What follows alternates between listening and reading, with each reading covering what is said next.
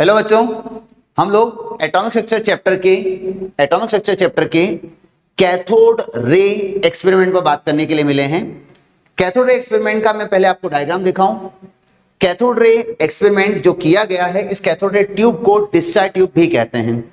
Experiment करने वाले scientist William crooks, W crooks के नाम पर। तो विलियम क्रूक्स ने यह प्रैक्टिकल करने की सोची। क्यों सोचा, इसकी वजह क्या थी? क्योंकि माइकल फैराडे नाम के साइंटिस्ट ने चार्ज ढूंढ लिया था। चार्ज की डिस्कवरी होने के बाद जब उनका लॉजिक लगा कि जिस तरह आसमान में बिजली चमकती है, बारिश होती है, बरसात होती है, तो उस टाइम पर लाइटनिंग होती है, तो ऐसा क्या कॉन्सेप्ट है जिसकी वजह से बारिश के टाइम पर लाइटनिंग होती है, मतलब चार्ज के बारे में डिस्कवरी स्टार्ट की। तो ये था discharge tube, cathode ray tube. इसमें यहां पर बीच में एक लगा हुआ है मैग्नेट, जो पावरफुल मैग्नेट है। उस तरफ से आने वाली कैथोड रेस जो अलग अलग पॉइंट पर प्रोजेक्ट करती हैं। मैं इसी चीज को थोड़ा आगे समझाने की कोशिश करता हूं। अगर मैं कहूं कि इसने एक इस तरह का ट्यूब इस्तेमाल किया, याद रहे ये सबसे पुराना कैथोड रे ट्यूब है, सबसे पुराना, जिसकी लेंथ शुरुआत में रखी गई थी 60 सेंटीमीटर। 60 सेंटीमीटर लॉन्ग एक ग्लास ट्यूब का इस्तेमाल किया गया था। यह ट्यूब 100% वैक्यूम नहीं था, इसमें थोड़ी सी जगह रखी गई थी, वैक्यूम नहीं है, कुछ छोटा सा होल छोड़ा गया ताकि इसमें कुछ गैस एंटर कर सके, पार्शियली इवैक्यूएटेड है। प्लस यहां लगाए गए मेटल इलेक्ट्रोड्स और इन्हें अटैच कर दिया गया एक पावरफुल बैटरी के साथ। अब जो डायग्राम है वो आपको दिखाता है कि बैटरी का ये टर्मिनल नेगेटिव है और ये टर्मिनल पॉजिटिव है। बड़ी वाली लाइन पॉजिटिव इंडिकेट करती है। इसका मतलब लेफ्ट हैंड पर मेरी नेगेटिव है, जिसे मैं कैथोड कहूंगा, राइट, और राइट साइड पर मेरे यहां पर पॉजिटिव है, ये एनोड होगा। अब क्योंकि इस ट्यूब के अंदर कुछ गैस मॉलिक्यूल्स हैं, उन्हें रीड करने के लिए मेरे पास एक बैकग्राउंड में जिंक सल्फाइड का स्क्रीन होगा। यहां पर जो गैस मॉलिक्यूल है मुझे नजर नहीं आ रहे, किसी को नजर नहीं आ रहे, विलियम क्रूक्स को नहीं दिख रहे। प्रैक्टिकल स्टार्ट करने के पहले बता दिया जाए कि ये एक बहुत ही हाई वोल्टेज का डीसी सोर्स है। 10,000 वोल्ट के आसपास इसका पोटेंशियल वैल्यू था। लेकिन बार बार रिपीट कर रहा हूं, ये सबसे पहला प्रैक्टिकल था। फिर बाद में इसमें कई सारे चेंजेस आए। 60 की जगह पर 100 सेंटीमीटर, 50 सेंटीमीटर, 10 सेंटीमीटर, सब तरह के ट्यूब बनाए गए। तो कोई आज की डेट में एक ही डिस्चार्ज ट्यूब नहीं होता। प्रैक्टिकल जब शुरू किया गया, जितनी बार ये प्रैक्टिकल किया गया, कोई भी चार्ज ट्यूब के अंदर नजर नहीं आया। लेकिन एक दिन अचानक विलियम क्रूक्स को इस ट्यूब के अंदर कुछ ग्रीन फ्लोरोसेंट कलर नजर आने लगा। विलियम क्रूक्स ने अपने सारे रिकॉर्ड्स को रिकॉल किया कि आखिर ऐसी क्या बात है।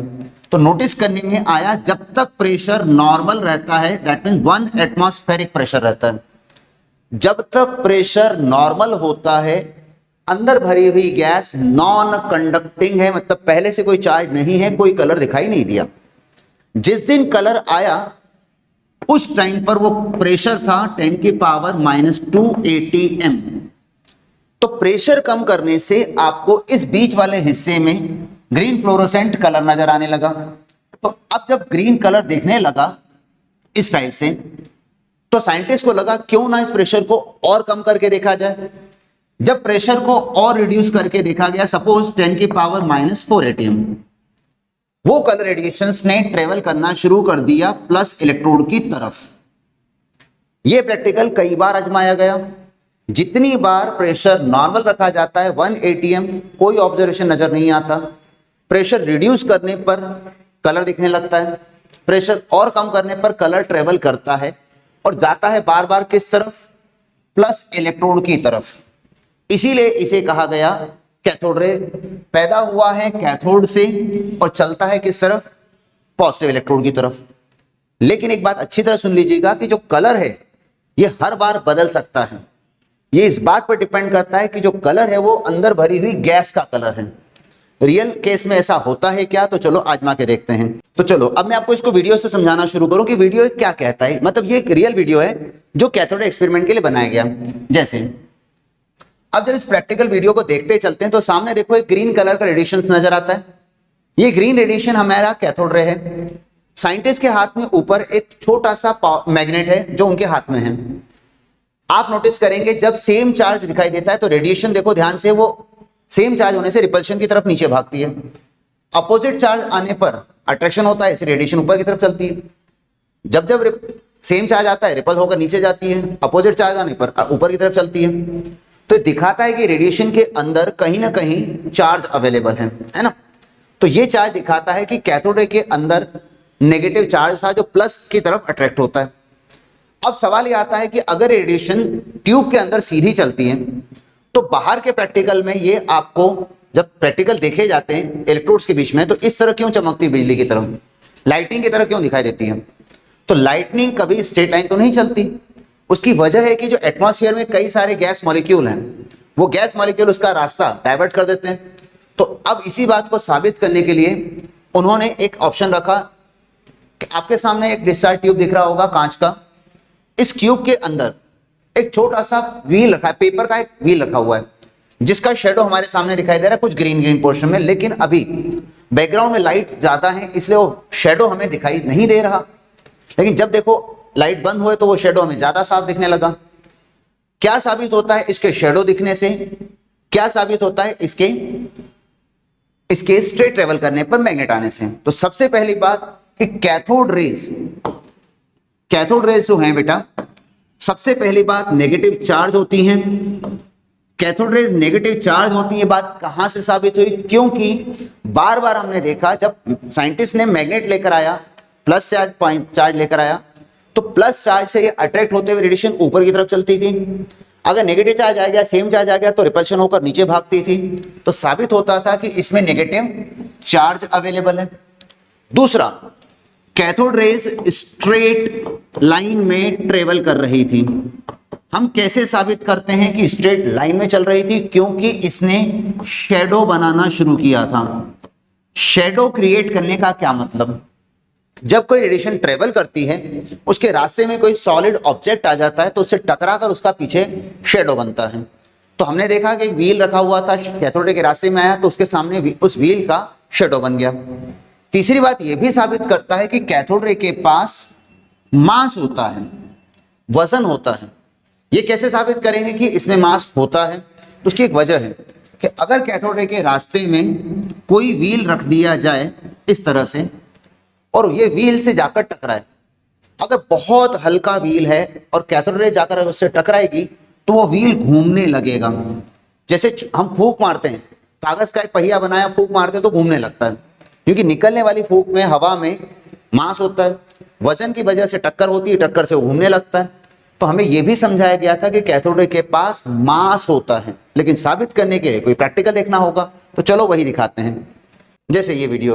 अब इसमें साइंटिस्ट क्या कर रहे हैं जरा देखें कि हमने यहां पर जो देखा, इस ट्यूब के अंदर एक व्हील रखा हुआ है छोटा सा, ग्रीन कलर की फ्लोरोसेंट रेडिएशन नजर आ रही है और देखो व्हील घूमता हुआ नजर आ रहा है। कैथोड रेज के टक्कर होने के बाद वो व्हील आसानी से घूम पा रहा है, वो दिखाता है कि कैथोड रे में मास है। लेकिन ध्यान रहे, गैस के ऊपर डिपेंडेंसी कैथोड रे की नहीं है। अगर कोई वैक्यूम पंप लगा के इस गैस को खींच ले, सारे कलर निकल जाएंगे, लेकिन व्हील घूमना बंद नहीं करेगा। जैसे सामने देखो, अभी फिलहाल कलर दिख रहा है, कैथोड रे भी दिखाई दे रही है, व्हील भी घूम रहा है। लेकिन जैसे ही इसमें वैक्यूम पंप से गैस को सक कर लिया जाएगा, इस व्हील का घूमना बंद नहीं होगा, सिर्फ कलर दिखना बंद हो जाएगा। जैसे कि ये देखो, वैक्यूम पंप से एयर निकल गई लेकिन व्हील तो फिर भी घूम रहा था। तो क्या साबित करता है कि कैथोड रे गैस पर डिपेंडेंसी नहीं दिखाती। ठीक, अब इस चीज को मैं आपसे आगे बात करने की कोशिश करूं तो हमारे पास अब तक कितनी बातें क्लियर हो चुकी हैं? पहला पॉइंट, कैथोड रे के पास नेगेटिव चार्ज होता है क्योंकि वो डाइवर्ट होती है। कैथोड रेज हमेशा स्ट्रेट लाइन में चलती हैं। हाँ, कैथोड रेज हमेशा स्ट्रेट लाइन में चलती है क्योंकि शैडो बनाती हैं। कैथोड रेज के पास मास होता है क्योंकि वो व्हील को रोटेट करना जानती है। लेकिन ध्यान रहे, कैथोड रे गैस पर डिपेंड नहीं करती, इंडिपेंडेंट होती है। अगर गैस फट भी जाएगी तब भी गैस से डिपेंडेंसी कैथोड रे की नहीं होती। इसलिए कहा जाता है कि कैथोड रेज का E/m रेशियो, मतलब चार्ज बाय मास का रेशो, कैथोड रेज का charge by mass ratio gas पर डिपेंड नहीं करता। गैस है तो कलर दिखेगा, अगर गैस नहीं होगे तो कलर नहीं दिखेगा। ध्यान रहे कैथोड रे के पास कलर प्रॉपर्टी होती है, लेकिन बार बार कहने में आ रहा है कि कलर गैस की वजह से है, कैथोड रे का खुद का कोई कलर नहीं होता। All these properties explained by scientist J Thomson. जबकि कैथोड रे का एक्सपेरिमेंट स्टार्ट करने वाले साइंटिस्ट जो थे वो थे साइंटिस्ट विलियम क्रुक्स। तो उम्मीद है कि बात ध्यान रखेंगे। प्रैक्टिकल की शुरुआत सबसे पहले विलियम क्रुक्स ने किया था और बाद में उस चीज को आगे फॉरवर्ड थॉमसन ने समझाया। इसीलिए हम कहते हैं जे थॉमसन ने ही इलेक्ट्रॉन का डिस्कवरी किया।